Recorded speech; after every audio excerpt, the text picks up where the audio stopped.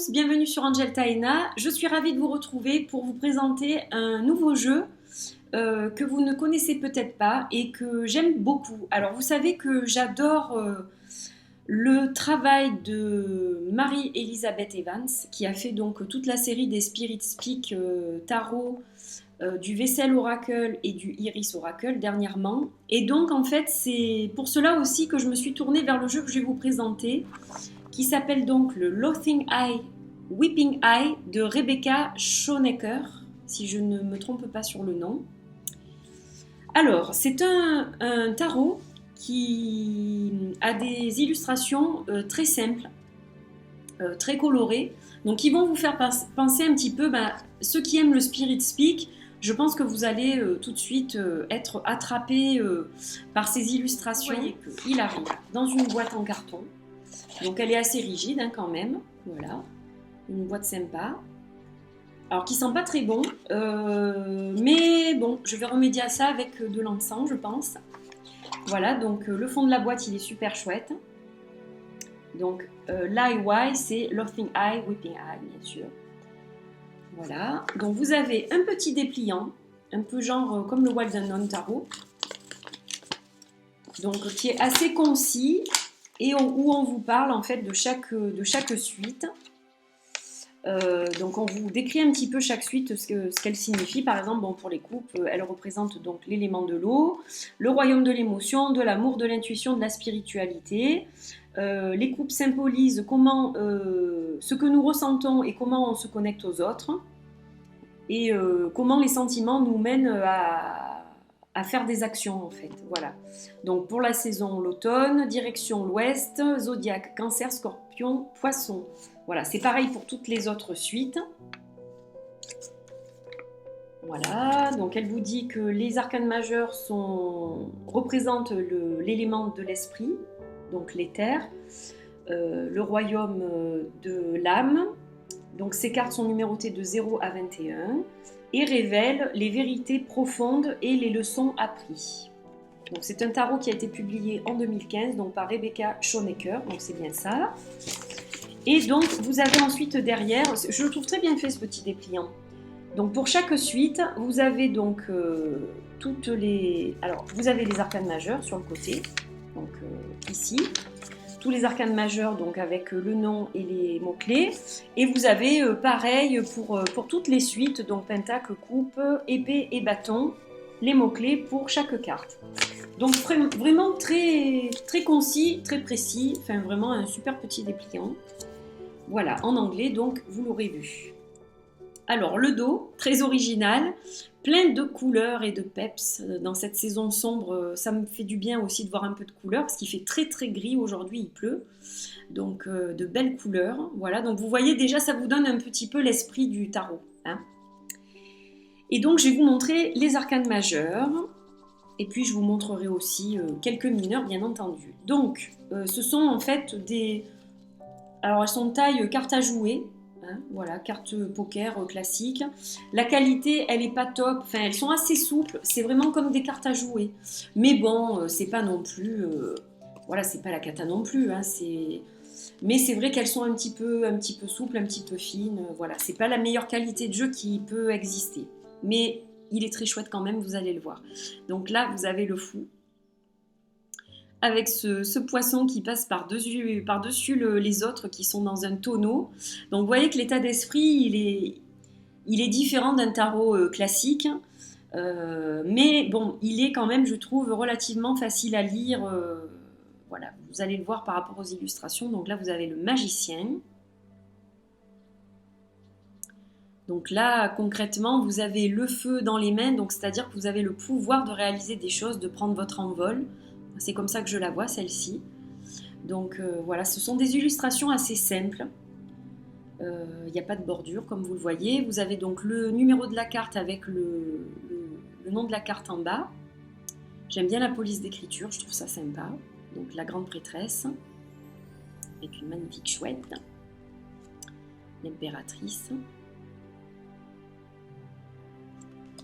L'empereur avec un lion.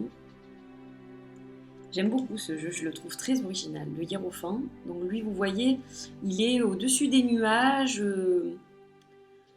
Sur un coussin, vous voyez une clé, enfin il est particulier, mais moi j'aime beaucoup, je suis attirée aussi par ce type d'art simple, mais efficace. Du coup, voilà, je commence à avoir des jeux dans ce sens aussi. J'évolue, c'est pas le type de jeu qui m'aurait attiré il y a quelques temps, mais là j'y trouve quelque chose, voilà. Et ça me permet aussi de travailler avec les enfants, ce type d'illustration, donc ça c'est bien. Parce que je m'en sers aussi quand je travaille avec les enfants, et c'est vrai que c'est vraiment intéressant, quoi. De voir ce que eux voient dans certaines cartes. C'est assez intéressant. Donc là, vous avez la roue de la fortune. J'aime vraiment ce jeu. La justice. Le pendu. Avec une chauve-souris. La mort. Donc vous avez le tombeau avec la tête de mort. Et puis vous avez quand même cette plante qui pousse et ce papillon qui s'envole. Donc ça reprend bien les signes que l'on peut voir dans d'autres tarots. La tempérance. Le diable, là vous voyez la chaîne, la tour, l'étoile, la lune, j'aime beaucoup cette carte, le soleil, très joli aussi, le jugement et le monde. Donc voilà, j'aime beaucoup. Ces arcanes majeures, je les trouve très sympas. Alors, je vais vous montrer quelques mineurs, donc je vais vous montrer quand même les As. Et puis, donc en fait, les pips sont semi-illustrés. Donc, je vais vous montrer ça vite fait. Donc là, vous l'avez vu. Et puis, vous avez toujours un petit peu cette reprise de bâtons. Donc, ce sont un petit peu, on dirait un petit peu des allumettes, en fait. C'est un petit peu spécial. Mais voilà, ce sont un petit peu des pips semi-illustrés. Donc, ça se rapprocherait plus d'un Marseille en fait. Et vous allez voir aussi qu'au niveau des personnages de cours, c'est assez sobre en fait. Donc là, vous avez le page, vous avez juste un chapeau. Bon, vous voyez que c'est très très sobre. Pour le chevalier, vous avez le casque et l'épée. Pour la reine des bâtons, vous avez une coccinelle avec une couronne et un soleil. Et puis vous avez la couronne et la flamme pour le roi. Donc c'est très particulier, c'est très sobre en fait. Très minimaliste. Voilà. Plutôt que sobre, puisque bon, par rapport aux couleurs, etc., on ne peut pas dire vraiment sobre, mais minimaliste. Donc l'as des pentacles. Donc voilà, pareil, hein, vous voyez que c'est semi-illustré pour les pips. Donc on va les passer. Là, celle-ci, elle est marrante, je vous la montre, elle est rigolote. Le 9. Voilà, et puis donc pareil, vous avez toujours pour le page de pentacle, donc vous allez avoir la reprise du symbole avec le chapeau pour le page, le casque pour le chevalier, la couronne pour la reine et la couronne du roi pour le roi. Donc voilà, c'est toujours un peu les mêmes symboles. Donc là, pareil pour l'as d'épée. Je vais vous montrer le 3, donc on reste dans du classique pour le 3. Voilà, pour les autres, après... c'est semi-illustré toujours, hein, comme vous le voyez. Je vous montre le 10. Donc le page, toujours pareil. Le chevalier. La reine. Et le roi. Et donc là, on a l'as des coupes. Alors le 2, donc vous voyez qu'il y a un petit cœur, par exemple, pour le 2. Le 3, donc ça représente des mains qui se croisent avec des coupes, donc ça évoque plutôt la fête. Bon là, le 4, hein, c'est l'ennui. Hein. Rien qu'à voir la carte.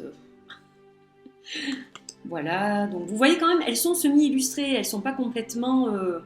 c'est quand même entre le Rider et le Marseille, quoi, on va dire. Hein. Il y a des choses qui sont reprises, là vous voyez le 9, avec le cœur qui sort d'une lampe merveilleuse.